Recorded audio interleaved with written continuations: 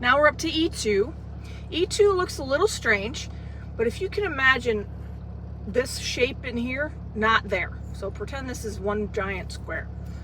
This is a very standard block. It's basically a offset 9 patch. So you've got 3 pieces here we're going to make into a row. This big square, and this into a row, and then these 3 into a row, and then we're going to assemble the block. In the meantime, we have these sections here, and that section is made up of these 2 footballs. So we're going to baste them, and then I'm going to put one on at an angle, and I'm going to put the other one directly on top of it at the other angle. And so then there's a little trick to get out the papers when you're all done, when you go to put this in. That's in my removing your papers video to cover. I think it covers this specific block, but I know that it covers multiple layers of applique paper removal. But in the meantime, the first thing to do is to baste all of these. I think I might baste this and then put these on and then make the block. But let me get at least the square and the footballs basted, and I'll see what's going on here. So I've got the square basted. The next thing I'm going to do for the square is I'm going to turn this over and draw a light line from corner to corner so I have an X for placement here.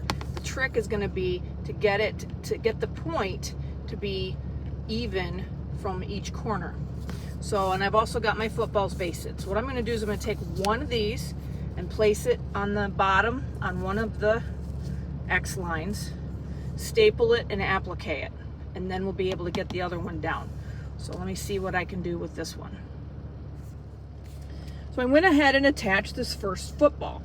Now, I don't know if you can tell, when I measured it, one side is a little over a 1/2 inch, one side's a little under a 1/2 inch. That's because the point is not precise when you first do it, and as you do it, there's some fudging you can do when you're appliquing it on.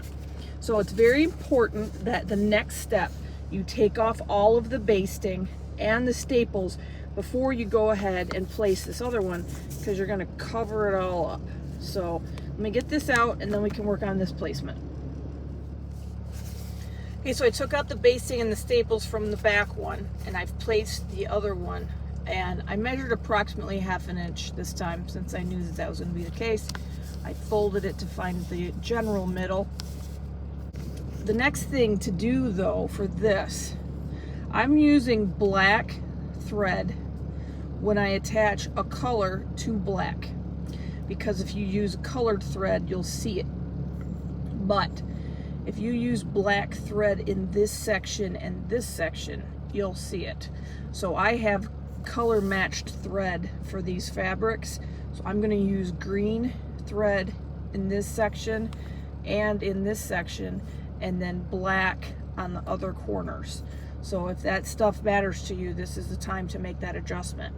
But I'm going to go ahead and baste and applique this one down. So I have appliqued down the second football. Now I've done black thread on the corners. I don't know if you can see it. That's kind of the point. The green on the green, and then the black again on the other side. So I'm going to take my staples out and my basting, and then we can get to assembling the actual block. So I've removed all the basting and the staples from the center square. Then I basted all of these 1/2 inch sashings and squares. So the next thing is to lay out the block. So I've got this here, and there's a square in each corner, and then there is sashing, or whatever you want to call this, on each side and on the top and the bottom. So I'm going to go ahead and assemble 2 rows that are square, rectangle, square, and I'm going to assemble 2 sides on this center block. So I finished assembling the rows, and the next thing to do is to put the rows together. So I've got the bottom row attached to the center section, And then next I'm going to put on the top section. So I've connected the top row to the rest of it, and now my E2 block is completed.